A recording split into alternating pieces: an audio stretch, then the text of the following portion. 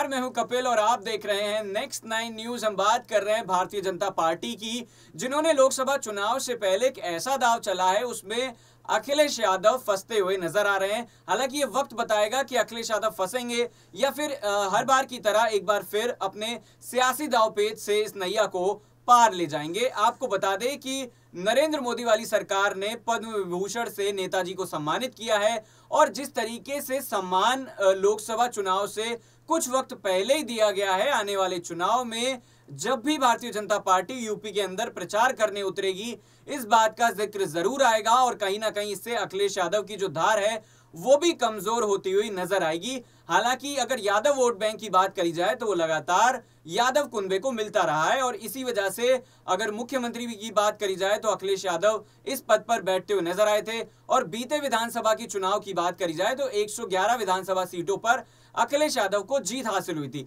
अब नेताजी के बारे में थोड़ी चर्चा कर लेते हैं और ये जानने की कोशिश करते हैं कि किस तरीके से भारतीय जनता पार्टी कभी भी मुलायम सिंह यादव पर सीधे निशाना साधती हुई नजर नहीं आई थी और इसी का फायदा 2019 के चुनाव से पहले मिला था। जब लोकसभा का अंतिम सत्र था तब नेताजी ने इस तरीके का बयान दिया था, जिसको लेकर लगातार भारतीय जनता पार्टी अगले चुनाव में इसका प्रचार करती हुई नजर आई थी। दरअसल नेताजी मुलायम सिंह यादव ने यह कहा था कि मैं आशीर्वाद देता हूं कि पीएम मोदी यानी कि प्रधानमंत्री जो नरेंद्र मोदी हैं वो एक बार प्रधानमंत्री रह चुके हैं और अगली बार एक बार फिर से प्रधानमंत्री बने। अगर सियासत की बात करी जाए तो नेताजी ने काफी दांवपेच जो है वो अपनी कम उम्र में ही सीख लिए थे। अखाड़े से लेकर राजनीति तक वो बखूबी जो है वो सारे दांवपेच जानते थे और इसी के चलते उन्होंने कांग्रेस को शून्य पर लाकर खड़ा कर दिया था और जिस तरीके से अपनी पार्टी को लगातार आगे बढ़ाया, जयप्रकाश नारायण का जो आंदोलन था वहां से उन्होंने पार्टी को खड़ा किया और उसके बाद पीछे मुड़कर कभी नहीं देखा।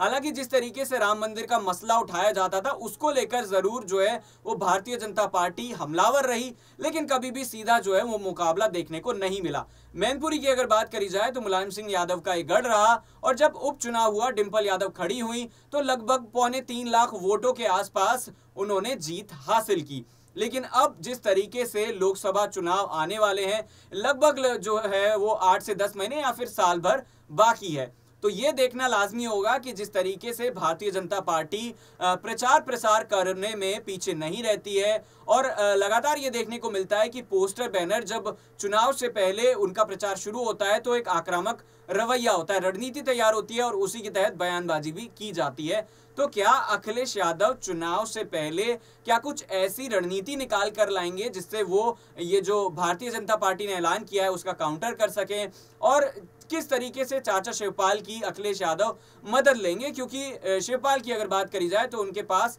राजनीतिक अनुभव पूरा है और यहाँ पर जो भारतीय जनता पार्टी ने ऐलान किया है इसकी काट भी वो जरूर निकालते हुए नजर आएंगे। आपका क्या सोचना है कमेंट करके जरूर बताइएगा। फिलहाल हमारी इस खास पेशकश में इतना ही। देखते रहिए नेक्स्ट 9 न्यूज। नमस्कार।